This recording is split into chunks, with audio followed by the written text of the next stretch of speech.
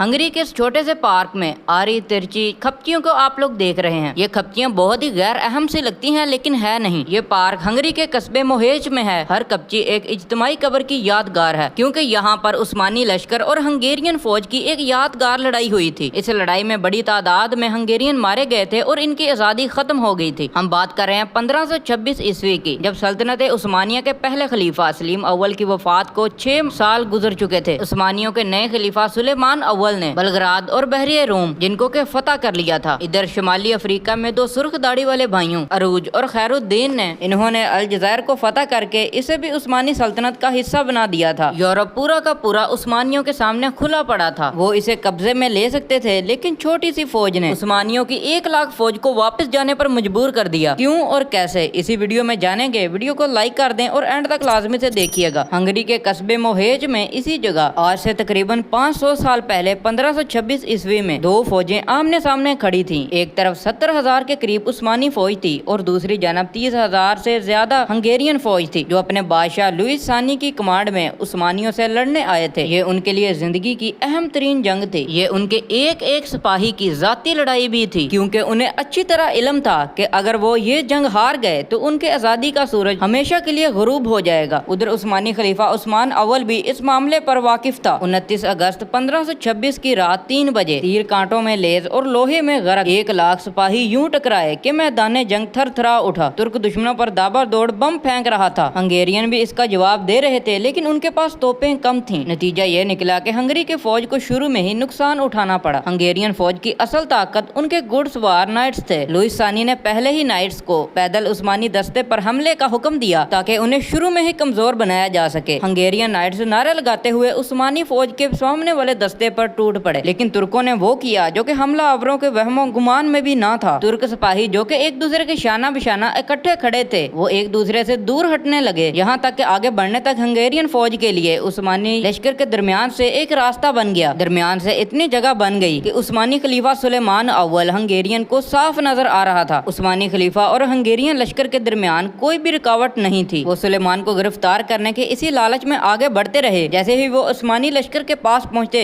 तो उस्मानी लश्कर ने इनको घेरा डाल लिया। ये घेरा इतना सख्त था, लेकिन वो फिर भी नहीं डरे, क्योंकि वो नाइट्स थे और उन्होंने अपनी जान बचाने से ज्यादा सुलेमान अव्वल को निशाना बनाने की कोशिश की। उनकी कोशिश कामयाब भी हो गई। उन्होंने सुलेमान अव्वल को घेरे में ले लिया। सुलेमान की तरफ तीर आए और नेज़े भी बरसे, लेकिन सुलेमान अव्वल बिल्कुल भी नहीं डरा। कुछ वार वो बचा गया और कुछ वार अपने सीने में झेल गया, लेकिन कोई भी वार उनके लिए जानलेवा साबित नहीं हुआ, क्योंकि वो इंतहाई मजबूत ज़रा मख्तर पहने हुए था। लेकिन उस्मानी फौज का ताकतवर लश्कर भी इनको घेरे में लेने में कामयाब हो गया। उस्मानियों ने नाइट्स पर हमले से पहले उनके घोड़ों को निशाना बनाया। घोड़े गिरना और मरना शुरू हुए तो हंगेरियन नाइट्स के लिए मैदान जंग मौत का घाट बन गई। नाइट्स ऊपर तले गिरते और एक एक करके जान देते गए। नाइट्स की मौत पर हंगेरियन की ताकत में गहरी ज़रब लगी। शाम के वक्त तुर्कों की 300 तोपों ने एक साथ दुश्मनों पर हमला किया और बची कुची फौज को भी खत्म किया। हंगरियों की फौज ने भागने का फैसला कर लिया। हंगेरियन फौज शायद ही अपने घरों तक पहुंच जाती, लेकिन रास्ते में एक गहरी दलदल मुंह खोले उनका इंतजार कर रही थी। हजारों सिपाही उसी दलदल में फंस कर मर गए। जो बचे वो भी आगे दरिया को बुर करते हुए मारे गए। इस एक दिन की लड़ाई में हंगरियों ने अपने 4000 नाइट्स और 26,000 सिपाही गवा लिए और हंगरियों का बादशाह लुइस सानी भी दलदल में धंस कर मारा गया। ये तारीखी लड़ाई बैटल ऑफ मोहेज के नाम से याद की जाती है और ये पार्क इसी की यादगार है। दोस्तों, उम्मीद करता हूँ कि आज की हमारी वीडियो आपको पसंद आई होगी। वीडियो को लाइक कर दें, चैनल को सब्सक्राइब करके बेल आइकन प्रेस लाजमी से कीजिएगा, ताकि आने वाली वीडियोस की नोटिफिकेशन आप तक पहुँच सके। अल्लाह हाफिज।